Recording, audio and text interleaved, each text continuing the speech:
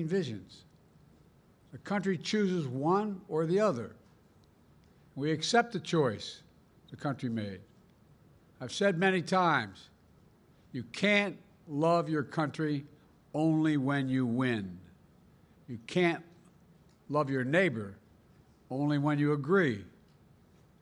Something I hope we can do, no matter who you voted for, is see each other not as adversaries, but as fellow Americans.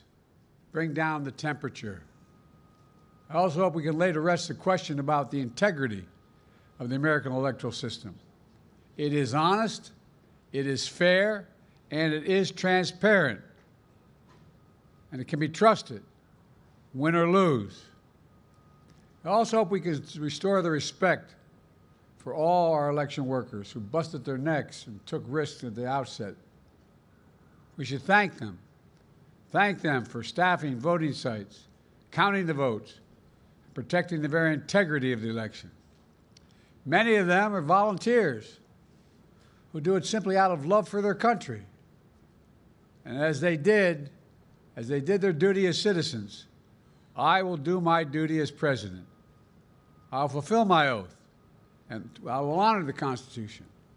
On January 20th, we'll have a peaceful transfer of power here in America. To all our incredible staff, supporters, cabinet members, all the people who've been hanging out with me for the last 4 years, God love you, as my mother would say. Thank you so much. You put so much into the past 4 years. I know it's a difficult time. You're hurting. I hear you and I see you. But don't forget all that we accomplished. It's been a historic presidency. Not because I'm president, because what we've done, what you've done. A presidency for all Americans. Much of the work we've done is already being felt by the American people, but the vast majority of it will not be felt over the next 10 years. We have legislation we passed that's just only now just really kicking in.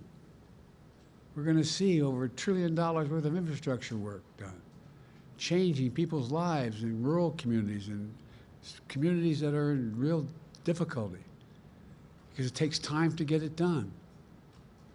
And so much more it's going to take time, but it's there.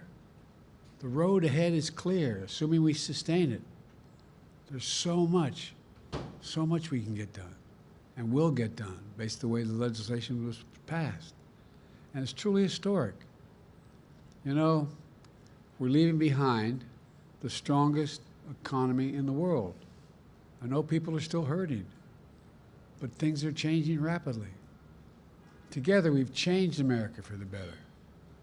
Now we have 74 days to finish the term, our term. Let's make every day count. That's the responsibility we have to the American people. Look, folks, you all know it in your lives. Setbacks are unavoidable, but giving up is unforgivable. Setbacks are unavoidable, but giving up is unforgivable. We all get knocked down, but the measure of our character, as my dad would say, is how quickly we get back up.